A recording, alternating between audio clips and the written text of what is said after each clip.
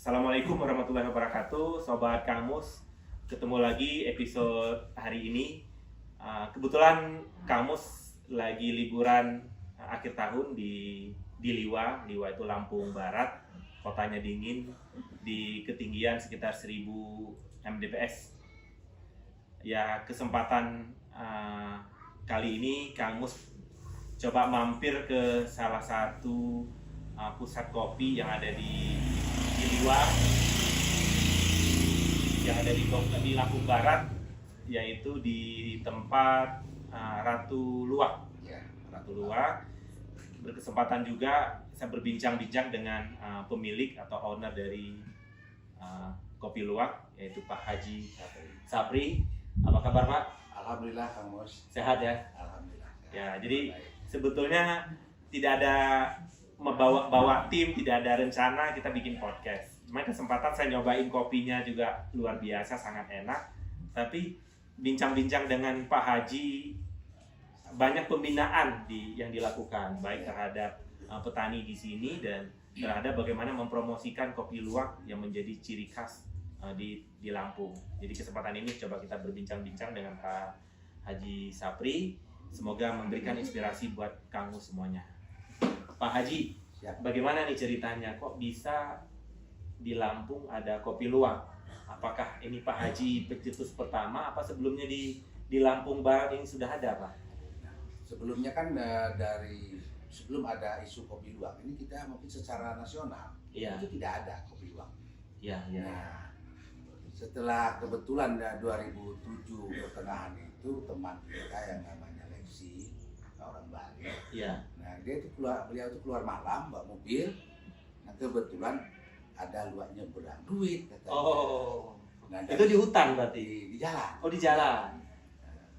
Jadi dari situlah beliau sampaikan kepada temannya yang kenalannya yang bertani. Iya. Nah, tidak lama kemudian mungkin tidak mendapatkan respon dari temannya itu, akhirnya nyampailah kepada kami kan. Iya. Gitu, nyampe kepada kami bahwa kopi luwak itu laku. Waktu itu 1 kilonya 750.000 dalam bentuk peses. Oh. Gitu, dalam bentuk peses ya.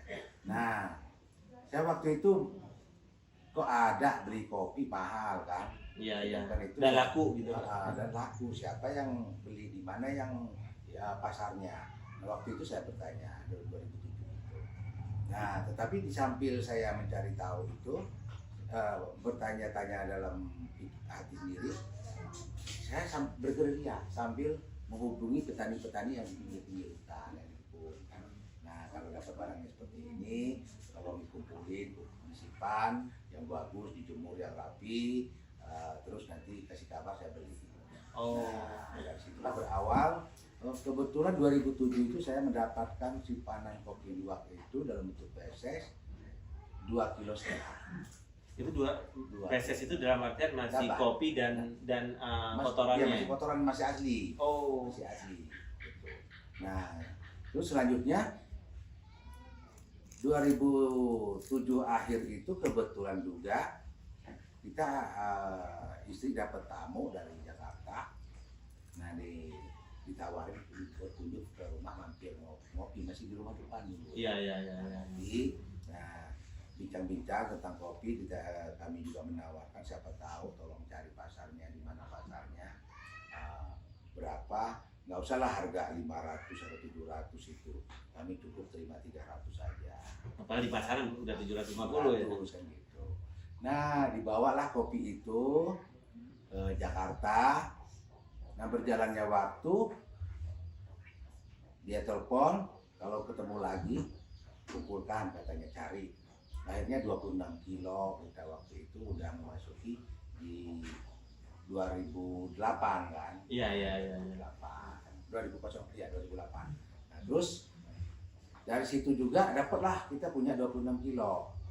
Dibayar juga. Iya, iya. Di bawah. Nah, dari situ juga saya terpikir bagaimana kalau pasar itu ada, permintaan bagus. Sedangkan untuk di liar kita kayaknya sulit untuk mendapatkan kopi luwak yang tidak bisa kontinu ya pasti kan kalau nggak bisa dipastikan. Nah, karena saya analisa lagi di gunung-gunung kebun itu sudah ada rumah. Iya, iya. Waktu itu lagi sibuk-sibuknya apa namanya kredit motor, mobil kan. Oh, iya, iya. Punya uang 500 bawa motor. Nah, orang lagi gila-gilanya mengambil kredit motor. Dan juga kita berpikir lagi kebutuhan motor, kredit, HP, makan anak sekolah. Jadi kopi ini nggak akan sempat matang dengan sempurna sehingga luak tidak mendapatkan kesempatan. Iya, iya. Nah, disitulah berpikir. Nah, sejak itu juga saya berpikir bagaimana kalau luak itu ditangkap, dikandangkan. Oh, iya, iya. Nah, dari situ juga uji coba yang pertama itu alhamdulillah berhasil. Kan gitu. Nah, termasuk rumah ini juga teman kita juga ini banyak luaknya, tapi mereka juga karena kurang kesungguhan mungkin kok luaknya nggak mau makan. Oh, di awal-awal. Di awal-awalnya. Karena luaknya juga luak liar yang diambil pertama. Iya, luak liar. Nah, kebetulan juga tempat saya lagi di depan. Iya. Alhamdulillah kita fokus, bahkan kita siang malam-malam itu sampai begadang memanen makannya. Makan kan. Iya. Sampai sempat saya waktu itu 2008 akhir itu saya sempat sewa ini salah satu ekor musangnya. Ada 2 ekor tuh 500 per bulan. Kebetulan magang lah musangnya. Iya, iya. Magang tempat saya. Ya alhamdulillah setelah itu mereka ambil lagi. Yang lucunya memang nggak mau makan. Ya, bingung mereka. Pak Sabri katanya kok makan kopi. Kok kapan saya ambil di rumah nggak mau makan. Nah, kami senyum-senyum saja kan. Iya. Nah, dari situlah itu awal-awal asalnya kan gitu. Nah, dengan adanya kami untuk Ratu Luwak ini cukup banyak membina petani yang ada di sekeliling yang ya. ada di Lampung Barat ini, sekitar Lampung Barat wilayah Liwak. Itu pembinaan pertama di petik merahnya. Iya. Ini kurang lebih kalau yang sebelum Covid kemarin Iya. itu bisa mencapai 500 sampai 600 petani. 600 petani. Iya, yang artinya kerjasama menyuplai petik merah. Petik merah dalam artian biji kopi yang sudah merah. Iya, terus cherry segar kopi. Iya. Itu yang mereka petik rutin, artinya ambil merah saja. Iya. Nah, hasilnya dibawa ke saya ke sini ke Ratu Luwak. Dan juga Bapak terima itu Terima. untuk makan makan luwak. Nah, waktu itu kan luwak kita banyak, dan lagi sebelum Covid memang binaan kita yang masih fokus terhadap luwak. Iya. Itu ada sekitar 16 pelaku usaha yang sudah memiliki sertifikat kompetensi Iya. untuk dalam perawatan produksi kopi luwak. Nah, 16. Nah, yang sekarang ini karena Covid kemarin ya ada beberapa tinggal nggak banyak lagi yang tema. Tapi kalau memang pasar ada ya tinggal mereka apa kata saya Iya. gitu. Produksi ya mereka, kalau yang kemarin kan dilepas tuh. Iya. Nah, kenapa dilepas? Biar luwak itu tidak punah, berkembang lagi, dan kalau memang ini mereka tangkap lagi. Oh. Nah, ya, alhamdulillah. Nah, tambah lagi di Ratu Luwak ini runtunan di belakang tuh banyak, dari samping kopi, petani kopi ya, petik merah. Iya. Nah, petik merah ini kan kita beli 6.000 tergantung ikut pasarnya. Tahun ini kita Tapi di sini robusta semua Pak. Robusta dan Coba. Arabica ada. Arabica ada. Tapi nggak banyak. Oh. Makanya kalau dia diproduksi kopi luwak, ya saya paling nyanggupin udah hebat itu 1 tahun itu dapatkan 500 kilo. Oh. Ya memang karena memang produksi luwaknya juga sangat terbatas, Ya. juga nggak bisa produksi juga menjualkan juga banyak ya. Iya. Nah, udah itu pepaya dari petani. Jadi petani yang di sini yang nanam pepaya, nanam pisang, ya di sini. Ya buat makanan ini ya. Makanan luwak untuk perawatan. Nah itu proses produksinya berapa lama Pak? Dari kopi diberikan ke luwak, terus nanti Ya. Nah, luwak ini kan makannya malam hari. ya. Nah, kalau apalagi yang liar yang tidak kita binakan, itu nggak turun dari kandangnya, dari sangkarnya, kalau dari tidurnya lalu bukan malam. Oh. Nah, kita memberi makan setelah sholat maghrib. Iya. Nah, setelah sholat maghrib kita kasih makan, nah disitulah mereka langsung dengan lapar-laparnya makan. Nah sekarang dengan Bapak punya kandang sendiri, istilahnya jadi pelihara luwak juga, ya? Apakah masih mengambil juga mentahan yang dari luwak liar yang ada di hutan-hutan? Nah, ya, memang banyak ada yang permintaan kan, Ya. ada yang menginginkan luwak liar khusus. Ya. Makanya dari sampai sekarang petani-petani memang kita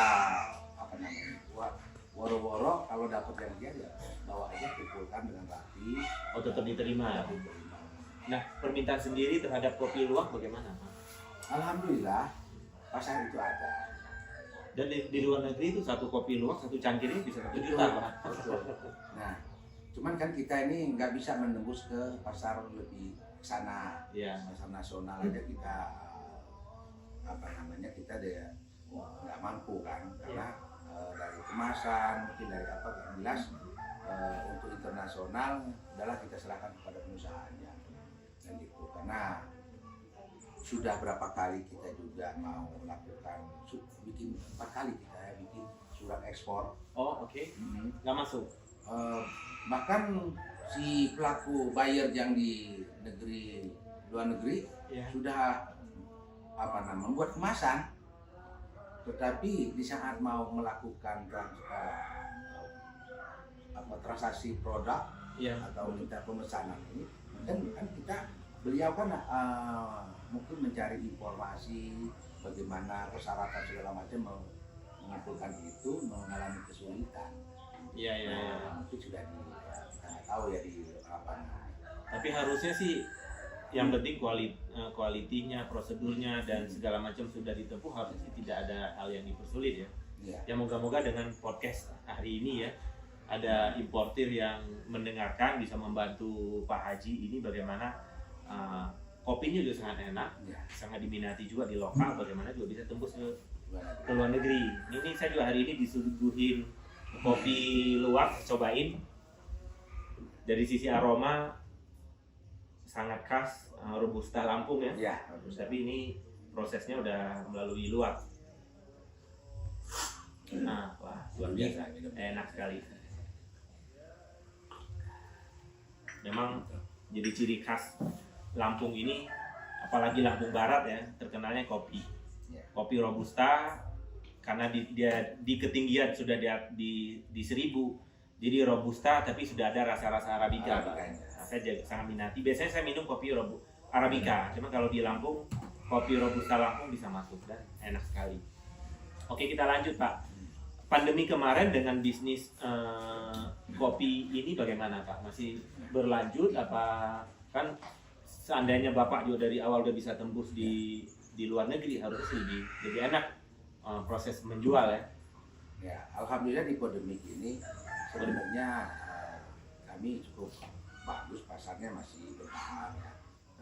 Kemarin memang kita di pandemi itu di kopi luwak Ya. dalam bentuk green bean itu memang kita total ya bisa dikatakan 100% dari produksi 2019 Ya.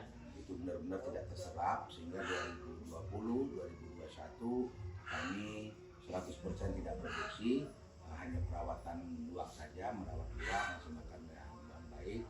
Nah, terus kami membuat varian-varian dari berbagai macam varian. Nah, makanya kopi kemarin saya muncul varian banyak. Saya membuat kopi wine, Oh, wine kopi, seperti contoh ini ya. merah, Ya. petik merah Robusta, membuat premium Robusta, honey juga kita buat, terus kopi lanang. Oh. Nah, jadi banyak sekali. Tapi kopinya tetap kopi dari Lampung ya semua. dari sini semua. Nah, ya alhamdulillah berjalan, ada pasarnya sendiri.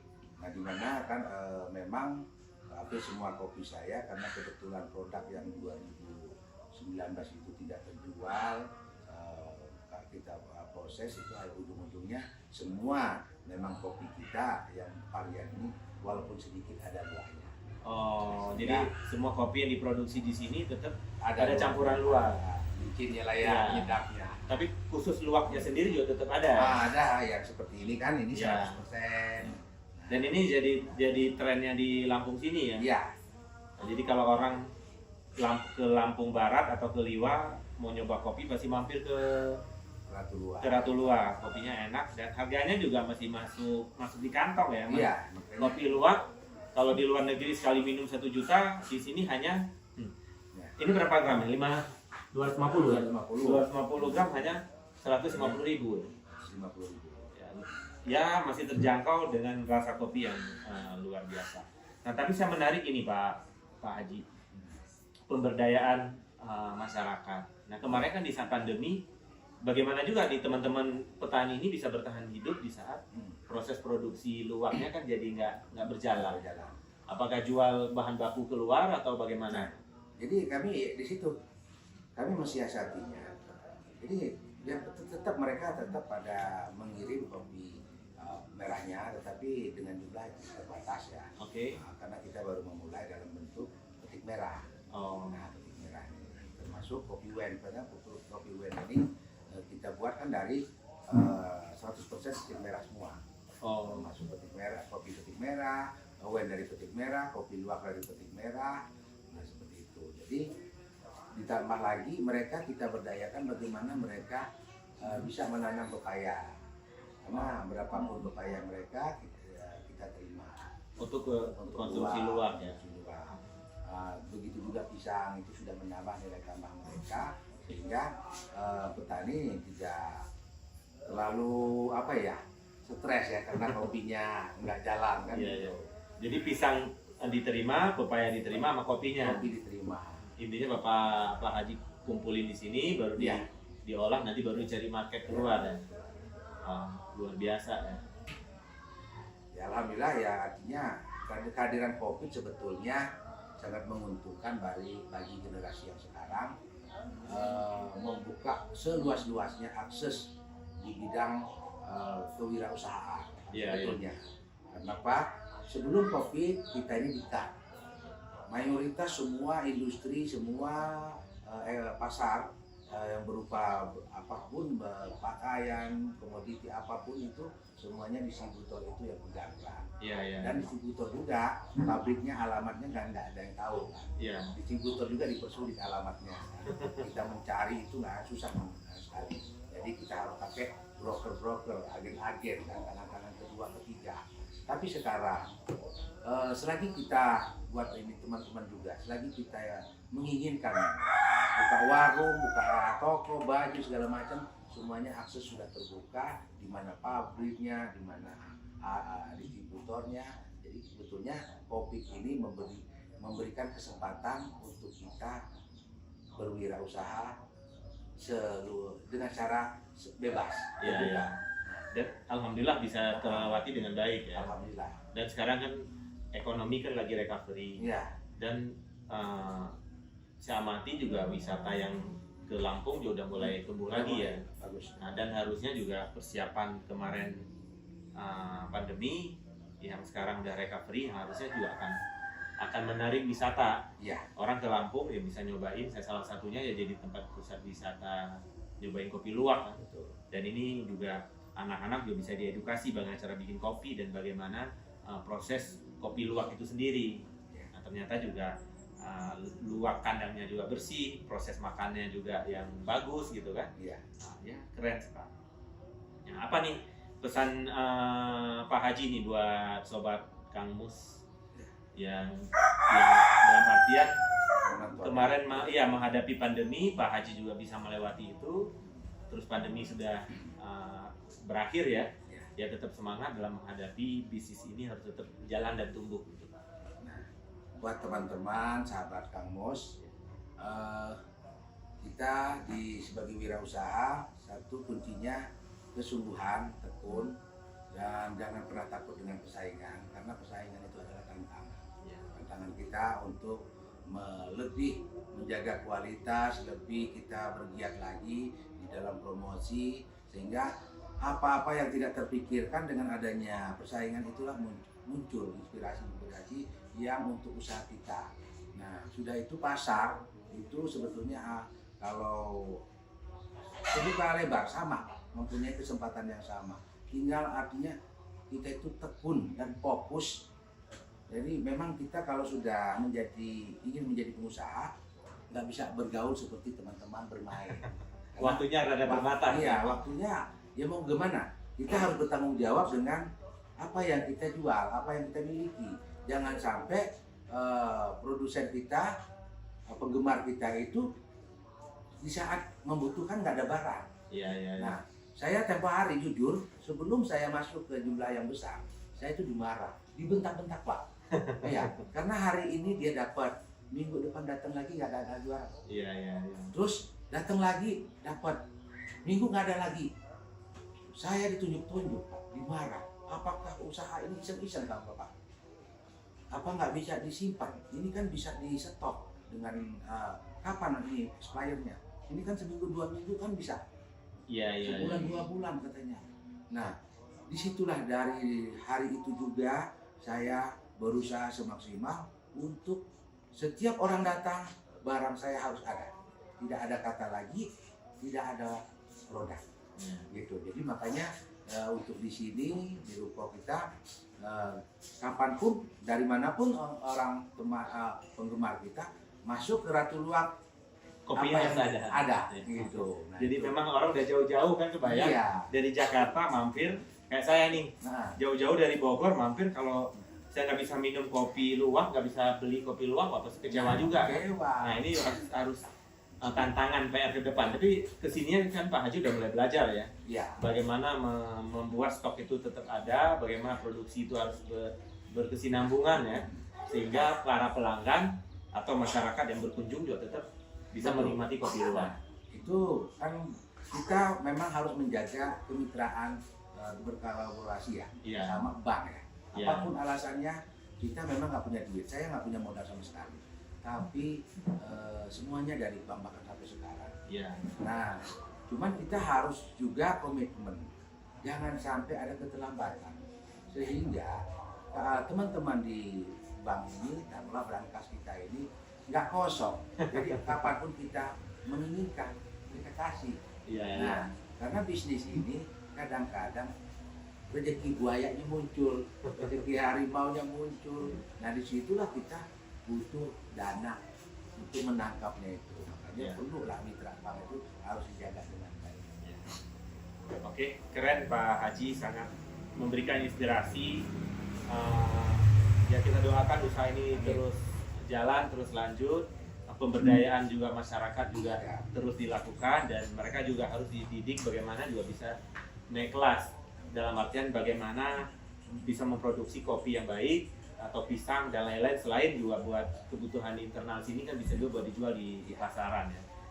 Oke Sobat Kamus, demikian episode dadakan ini yang pasti juga suaranya tidak terlalu bagus karena kita juga bikin podcast ini memang benar-benar di samping kandang dari luwak itu sendiri dan juga di pabrik proses produksi kopi.